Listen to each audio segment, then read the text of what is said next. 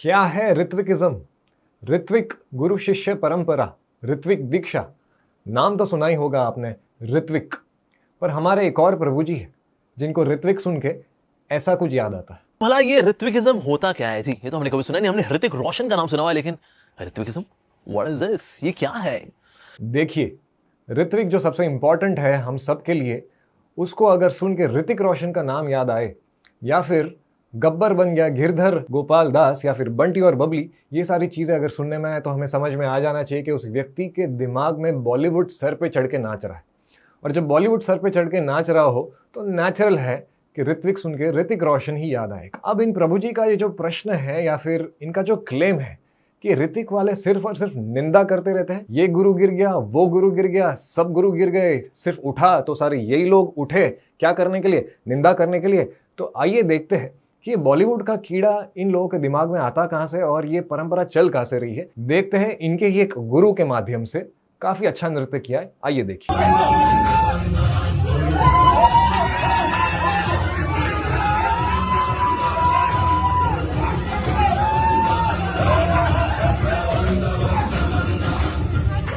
तो कैसा लगा आपको ये वीडियो?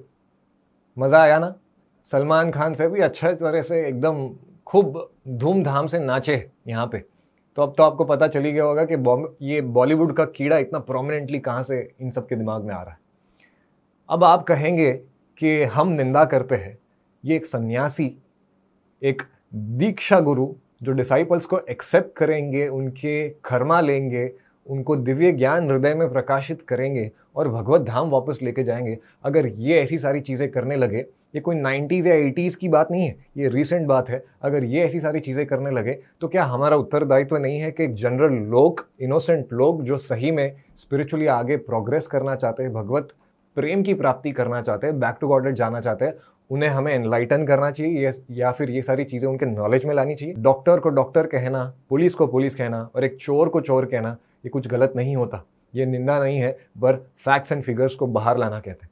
प्रभु जी, छोटा भीम तो बड़ा हो गया, आप भी अगर थोड़े बड़े हो जाए तो स्पिरिचुअली वैष्णव में बात करने में थोड़ा मजा आए। अब प्रभु जी, आप ऐसा कह रहे हैं कि ऋत्विक वाले ऐसा कहते हैं कि प्रभुपाद के जाने के बाद भी प्रभुपाद ही गुरु रहेंगे, हम सब सिर्फ उनको फॉलो करते हैं। और आपका ऐसा कहना है कि ये सारी फिलॉसफी ऋत्विक वाली प्रभुपाद के पर्सनल प्रेजेंस तक ही थी, हम सिर्फ 50% सच बोलते हैं, 50% झूठ बोलते हैं या फैक्ट्स को मैनिपुलेट करते हैं।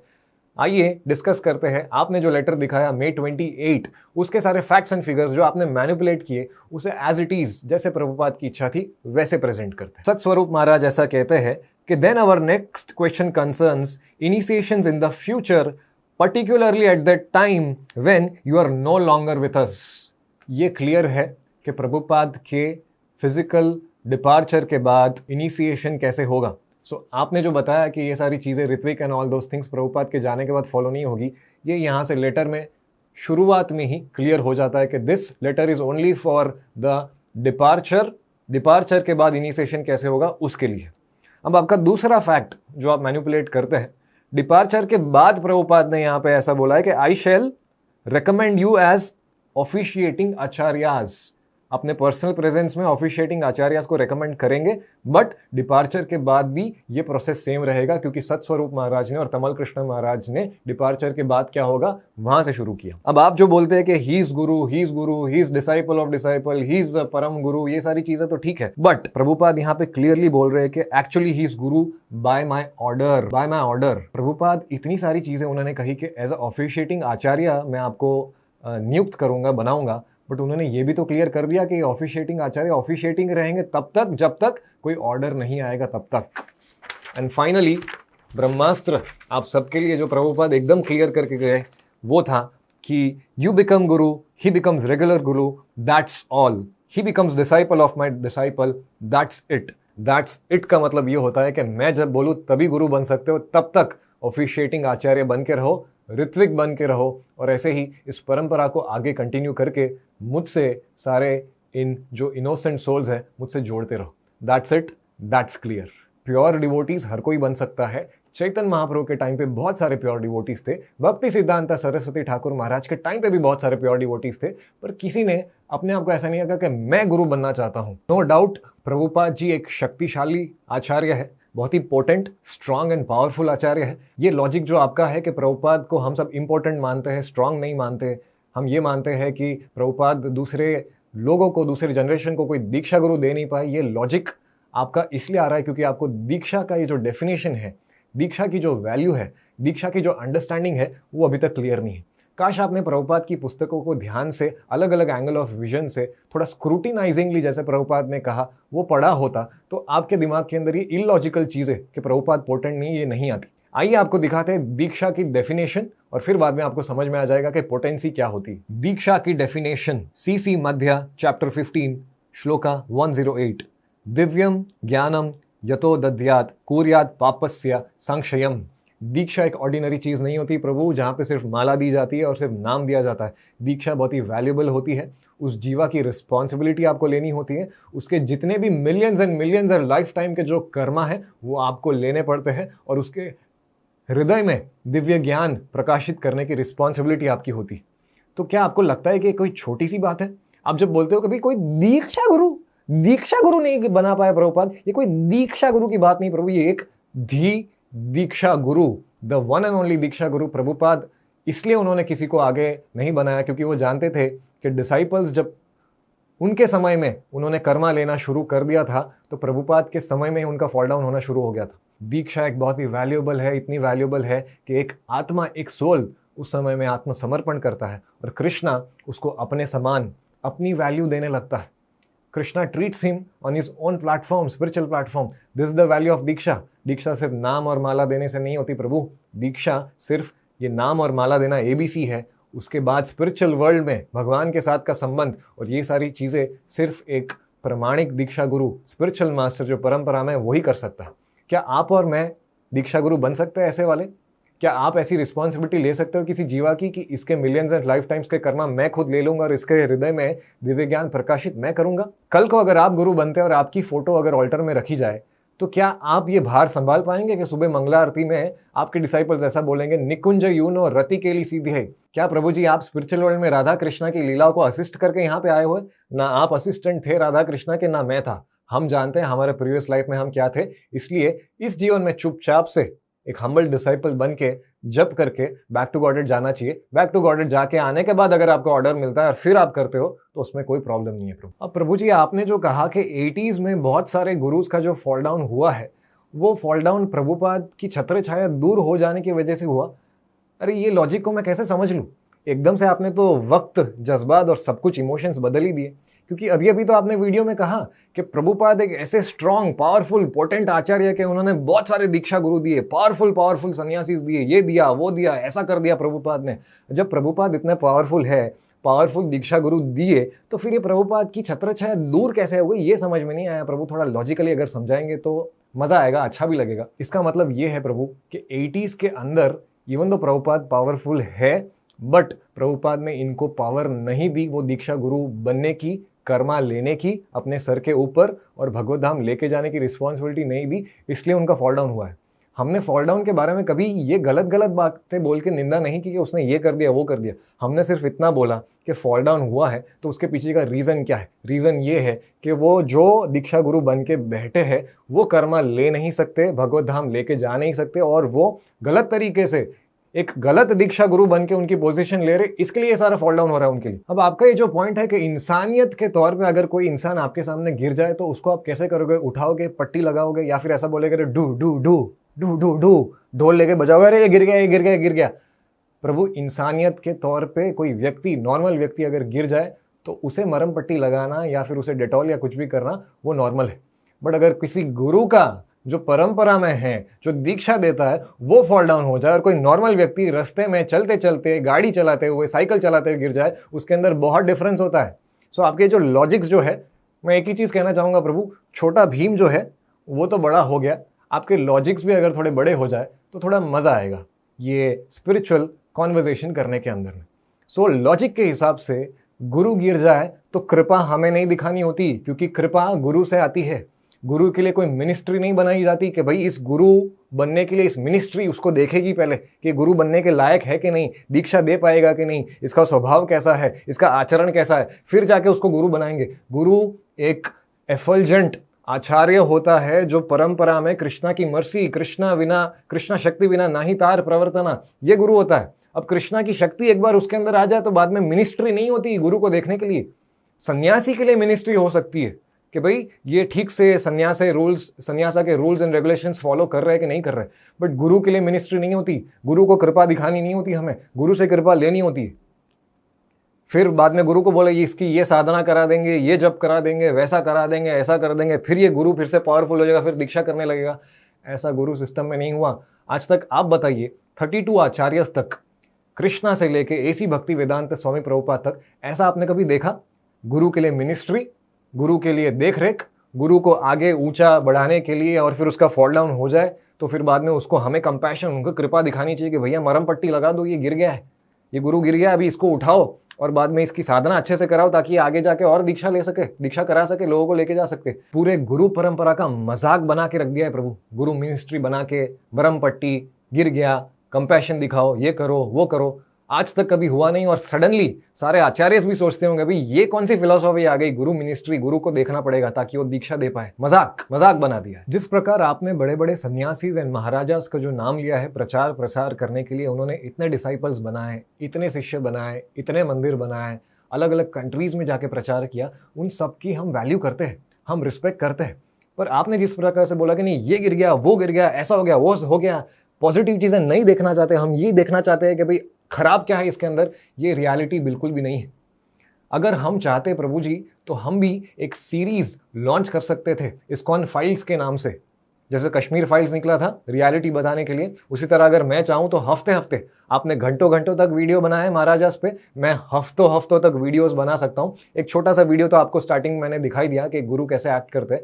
अगर हम लोग ये हफ्तों हफ्तों तक वीडियो बनाना चालू कर देंगे तो आपके ऊपर जो कीचड़ उछलेगा उसके थोड़े बहुत छींटे हमारे ऊपर भी पड़ेंगे, क्योंकि आप भी वही तिलक पहनते हैं जो हम तिलक डालते हैं, आप भी वही कपड़े पहनते हैं जो हम पहनते हैं, और आप भी वही राधा कृष्णा की सेवा करते हैं जो हम करते हैं। बट आपको जो लगता है ना कि एक छोटा सा डिफरेंस, ये एक छोटा सा डिफरेंस नहीं प्रभु, एक बहुत बड़ा डिविएशन है। क्योंकि प्रभुपाद ने कभी ऐसा नहीं कहा कि ये महाराज या फिर ये जो बहुत ही ग्रेट डिवोटीज जो है, डिसाइपल्स है प्रभुपाद के, जो बहुत ही पावरफुल है, नो डाउट वो दीक्षा दे सकते हैं या फिर दीक्षा गुरु बन सकते हैं। प्रभु के ये हमारे ऋत्विक भाई लोग जो है प्रभुपाद से डायरेक्टली दीक्षा लेने को बोलते हैं। अगर आपने भाई बोल ही दिया है तो आपको भी बड़े भाई समझ के आज कुछ बोल ही देता हूँ जो शायद आपको जिंदगी भर याद रहेगा, कि प्रभुपाद से दीक्षा लेने को डायरेक्टली आपके हिसाब से कि रूप गोस्वामी से भी दीक्षा ले लो, चैतन्य महाप्रभु से भी ले लो, ईश्वरपुरी से ले लो ताकि चैतन्य महाप्रभु हमारे गॉड ब्रदर बन जाएंगे, या फिर भक्ति सिद्धांता से ले लो ताकि प्रभुपाद ही हमारे गॉड ब्रदर बन जाए। ये आपके जो लॉजिक जो है ना प्रभु, छोटा भीम जो है वो तो बड़ा हो गया, आप भी थोड़े बड़े हो जाए मेरे बड़े भाई। एक ऋत्विक भाई होने के नाते बोल रहा हूँ तो कॉन्वर्जेशन में कुछ मजा आएगा। अब मजे से ये बोलता हूँ आपको मैं कि प्रभुपाद से डायरेक्ट दीक्षा हम इस्कॉन के अंदर ले सकते हैं, क्योंकि प्रभुपाद ने डायरेक्टली डायरेक्टिव दिया है कि इस्कॉन के अंदर सोल दीक्षा गुरु मैं ही हूं और मैं दीक्षा देते रहूंगा। रूप गोस्वामी ने कभी इस्कॉन की स्थापना नहीं की, या फिर भक्ति सिद्धांत सरस्वती ठाकुर ने गौड़िया मठ की स्थापना जरूर की, तो गौड़िया मठ में जाके मैं उनसे दीक्षा ले सकता हूँ, पर इस्कॉन में बैठे बैठे मैं भक्ति सिद्धांत से दीक्षा नहीं ले सकता, या फिर इस्कॉन में बैठे बैठे मैं चैतन्य महाप्रभु से दीक्षा नहीं ले सकता, या ईश्वरपुरी से दीक्षा लेके चैतन्य महाप्रभु को अपना गॉड ब्रदर बता नहीं सकता। ईश्वरपुरी से अगर दीक्षा ले भी लूं तो ऐसा कौन व्यक्ति होगा जो बोलेगा चैतन्य महाप्रभु मेरे गॉड ब्रदर है? शायद आप बहुत पावरफुल है प्रभु, आप बोल सकते हो ऐसा, चैतन्य महाप्रभु गॉड ब्रदर है। हम लोग ऐसा नहीं करेंगे, क्योंकि हम प्रभुपाद से दीक्षा लेंगे इस्कॉन के अंदर, और बाकी सारे जो सिंसियर सोल्स है उनको प्रभुपाद से ही दीक्षा दिलाएंगे, क्योंकि प्रभुपाद ने इस इस्कॉन की स्थापना की है और इस इस्कॉन के अंदर सिर्फ वही बने रहेंगे। अगर आपको दीक्षा देनी भी है, गुरु बनना है, तो जाइए, बाहर जाइए, अपनी संस्था की स्थापना करिए, अपने पुस्तक लिखिए, लेटर्स लिखिए, डिवोटीज को ट्रेन करें, फिलोसॉफियों ने बताया, और अपनी संस्था से जीरो से शुरू करके करिए, जैसे प्रभुपाद ने किया। प्रभुपाद चाहते तो वो भी गौड़िया मठ के अंदर जाके वो टेक ओवर कर लेते, बोलते मैं ही हूँ वो सेल्फ एफल्जेंट आचार्य, ये पूरा गौड़िया मठ मेरे नाम कर दो और फिर मैं यहाँ से दीक्षा दूंगा। प्रभुपाद ने ऐसा कभी नहीं किया। एक एटिकेट है कि गुरु की संस्था को टेक ओवर करके, हाईजैक करके उसे अपना नहीं बनाया जाता। उसी तरह इस्कॉन जो एसी भक्ति वेदांत स्वामी प्रभुपाद द फाउंडिंग आचार्य के है, उसे हाईजैक करके हम उसे अपना बना के ऐसा नहीं बोल सकते कि प्रभुपाद से डायरेक्ट दीक्षा लेने की जरूरत नहीं, ये उनका ही है, उनसे डायरेक्ट दीक्षा हम ले सकते हैं। रूप गोस्वामी और चैतन्य महाप्रभु तक जाने की कोई जरूरत नहीं है। असली एरोगेंस तो ये है प्रभु के प्रभुपाद की पुस्तकें, प्रभुपाद का मंदिर, प्रभुपाद का विग्रह, प्रभुपाद का ज्ञान, प्रभुपाद ने सिखाया भोग कैसे लगाते हैं, प्रभुपाद ने सिखाया आरती कैसे करते हैं, और फिर प्रभुपाद को साइड में करके खुद आगे बैठ जाओ और बोलो कि मैं दीक्षा गुरु हूँ और मैं तुम्हें वापस ले जाऊंगा। इससे ज़्यादा कोई नॉनसेंसिकल चीज़ें आपको अच्छी लगी? या फिर इससे ज़्यादा कोई एरोगेंट भाव कोई हो सकता है कि गुरु को साइड में करो और खुद ही बैठ जाओ वहाँ पे? एक तरीके से ये सारी चीज़ें आपके इस्कॉन में शुरू हो गई है, बट अभी तक हमारे इस्कॉन बैंगलोर ग्रुप ने और ऋत्विक सिस्टम ने इसको बरकरार रखा है कि प्रभुपाद की इस पोजीशन को हमने कभी गिरने नहीं दिया। और ये एरोगेंस नहीं है हमारे अंदर कि हम रूप गोस्वामी या भक्ति सिद्धांता के पास जाएंगे, नहीं, हम सारे लोग विनम्र भाव से सबको ये मौका देना चाहते हैं कि प्रभुपाद से डायरेक्ट दीक्षा लीजिए, क्योंकि प्रभुपाद खुद देना चाहते हैं अगले 10,000 साल तक। अब आपका कहना ऐसा है कि प्रभुपाद से कोई डायरेक्ट लेटर या इंस्ट्रक्शन नहीं मिला गुरुज को गुरु बनने के लिए, और इसकी कोई ज़रूरत नहीं है क्योंकि वो सिंसियर डिवोटीज डिसाइपल्स थे और फिर इट इज़ अंडरस्टूड कि भाई यही आगे जाके गुरु बनेगा। एंड आपका ये कहना कि प्रभुपाद को क्या ऐसा कोई लेटर या ऑर्डर मिला? आइए सुनते हैं इस ऑडियो क्लिप के अंदर जहाँ पे प्रभुपाद बोलते हैं कि उनको ऑर्डर कैसे मिला। He's asking, when did you become the spiritual leader of Krishna consciousness? When my Guru Maharaj ordered me, this is the Guru Parampara. Just I have to understand, don't go very speedily. A Guru can become Guru when he is ordered by his Guru, that's all. Otherwise, nobody can become Guru. So ये सारी चीज़ें प्रभु ऐसे automatic नहीं कि blessings, परंपरा आगे बढ़ाओ, तुम मेरे सिंसियर डिसाइपल हो, तुम आगे जाओ। भक्ति सिद्धांत ने ऐसे आगे बढ़ाओ एकदम से नहीं कर दिया। उन्होंने 2-3 बार अपने कॉन्वर्सेशन में बातें की। बहुत सारी बार भक्ति सिद्धांत ने ऐसा भी बोला कि प्रभुपाद को कि he will take the glory of नाम Prabhu Chaitanya Mahaprabhu all over the world. ये एक ऐसा है, इंग्लिश में प्रचार करेगा और सब जगह ले जाएगा। बट प्रभुपाद के पास जब आप गए तो क्या इंस्ट्रक्शन मिला? फॉर एग्जाम्पल, प्रभुपाद भक्ति सिद्धांता के पास गए तो उन्होंने क्या इंस्ट्रक्शन दिया? उन्होंने बोला कि प्रीच इन इंग्लिश। बट आप जब प्रभुपाद के पास गए तो उन्होंने क्या इंस्ट्रक्शन दिया? Chant 16 rounds and follow 4 regulative principles.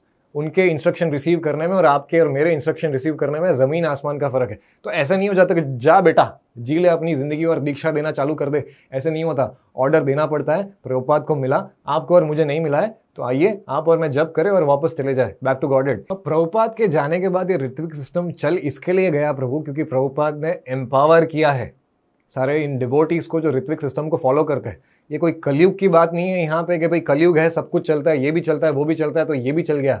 नहीं, ये सारी चीज़ें जो आपके मन के अंदर है कलयुग की वजह से चल रहा है। इनफैक्ट कलयुग है, आप सब लोग चल रहे हैं प्रभुपाद की कृपा से, क्योंकि प्रभुपाद ने अपने जो डीटीज़ है वो टेम्पल हॉल के अंदर इंस्टॉल करके रखे, गुरु पूजा इंट्रोड्यूस की, अभिषेक इंट्रोड्यूस किया। तो क्योंकि ये सारी चीज़ें इस्कॉन के अंदर आज भी हो रही, इसलिए अभी तक आपकी गाड़ी चल रही है प्रभु। वरना प्रभुपाद को तो आप सब ने बहुत ही पहले बाहर निकाल ही दिया था, बट ही मेड श्योर कि he is there in the ISKCON. इसके लिए उनकी कृपा से आप सबका घर अभी तक चल रहा है। और हमारा ऋत्विक तो पहले से ही राम भरोसे, मतलब हम बहुत खुश है कि राम जी, हनुमान जी और प्रभुपाद की कृपा से हमारा ऋत्विक कलयुग की वजह से नहीं चल गया, बट उनकी कृपा से चल रहा है। कि भाई विग्रह बोल नहीं सकता, कैसे बोलेगा रे, कैसे करेगा रे, ये सारी चीज़ें, इसको मायावाद कहते हैं प्रभु। तो प्लीज़ ये मायावाद को बंद करें। और ये सारी चीज़ें जो आप जिस अभद्र तरीके से आपने जो वीडियो बनाया है, उससे पूरा वैष्णव समाज बहुत ही नाखुश है आपसे। आप कहते हैं ना प्रभु एक पर्सनल गुरु होना बहुत ज़रूरी है, ताकि वो कान पकड़ सके, बोल सके कि तुम्हारी गलती क्या है, रेसिप्रोकेट कर सके। बट ये मैं कहना तो नहीं चाहता, पर बोल देता हूँ कि हिज होलीनेस गोपाल कृष्ण महाराज तो आज पर्सनली नहीं है आपके साथ। आपके कान कौन पकड़ेगा?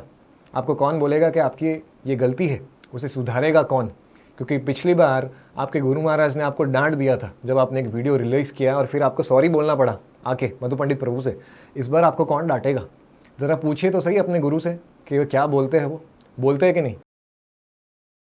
कुछ बोले?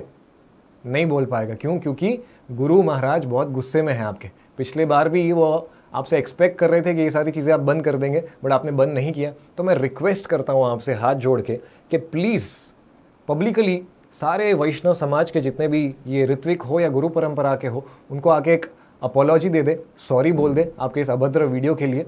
एंड फिर आपके प्रति जो हम सबका एज अ वैष्णव रिस्पेक्ट था वो फिर से आपको हम देने लगेंगे। क्योंकि 2019 तक प्रभु आपको लेके मेरे मन में बहुत ज़्यादा रिस्पेक्ट थी। आपके वीडियोस को मैं देखता था, मैं ये देखता था कि आपके अंदर प्रचार का एंथुजियाज्म बहुत अच्छा है, हरिनाम को स्प्रेड करने का एंथुजियाज्म बहुत अच्छा है। I use to admire you, I use to like you प्रभु। बट जब से आपने ये मधु पंडित प्रभु के अगेंस्ट में वीडियो रिलीज़ किया, तभी 50% एडमिरेशन और वो जो लाइकिंग थी वो चली गई। और बाद में अभी आपने ये जो वीडियो रिलीज़ किया है वो हम सब के हृदय में बहुत भारी ठेस पहुंची, हमको बिल्कुल भी अच्छा नहीं लगा है। आपका पूरी तरीके से रिस्पेक्ट चला जाए, ज़ीरो हो जाए, उसके पहले मैं रिक्वेस्ट करता हूँ आपको कि आप एक अपॉलॉजी पब्लिकली आके माफ़ी मांग ले आपके इस वीडियो के लिए, और फिर सब कुछ हम भूल जाएंगे, हम सब कुछ भूल जाएंगे कि आपने जो भी किया, और फिर जैसे ही सब कुछ जैसे नॉर्मल था वैसे हो जाएगा। बाकी सारे लोग जो ये वीडियो देख रहे हैं उनसे मैं रिक्वेस्ट करना चाहता हूँ कि कमेंट सेक्शन के अंदर एक हैशटैग चलाया जाए, हैशटैग अपोलोजाइज अमोघ लीला, या फिर हैशटैग सॉरी बोल दो अमोघ लीला प्रभु, या फिर कहीं पे भी आपको अमोघ लीला प्रभु दिख जाए तो दोनों हाथ जोड़ के सर नीचे झुका के उनसे रिक्वेस्ट करें कि प्रभु आपने जो प्रभुपाद को लेके जो बोला है वो ठीक नहीं है, प्लीज़ आप आके सॉरी बोल दीजिए। ये मैसेज शायद अमोघ लीला प्रभु तक पहुंच जाए, हैशटैग अपोलोजाइज अमोघ लीला, तो शायद उनका कुछ अच्छा हो सकता है। एंड अगर ये वीडियो आपको अच्छा लगा हो, मई 28 जुलाई 9 के जो कॉन्वर्जेशंस पे हमने बात की, सारे फैक्ट्स एंड फिगर्स के बारे में हमने जो बात की बिना मैनिपुलेट किए, अगर आपको अच्छा लगा हो तो ज़्यादा से ज़्यादा कमेंट करें, इस वीडियो को शेयर करें ताकि इनोसेंट लोगों तक ये वीडियो पहुंच सके। एक टारगेट लेते हैं, इस वीडियो पर अगर 10,000 लाइक्स बहुत जल्दी आ जाते हैं तो जल्द ही मैं सारे फैक्ट्स एंड फिगर्स के साथ एक और पार्ट 2 रिलीज़ करूंगा जो पॉइंट्स इस वीडियो में कवर करने के लिए रह गए थे। धन्यवाद आप सबका, थैंक यू, हरे कृष्णा।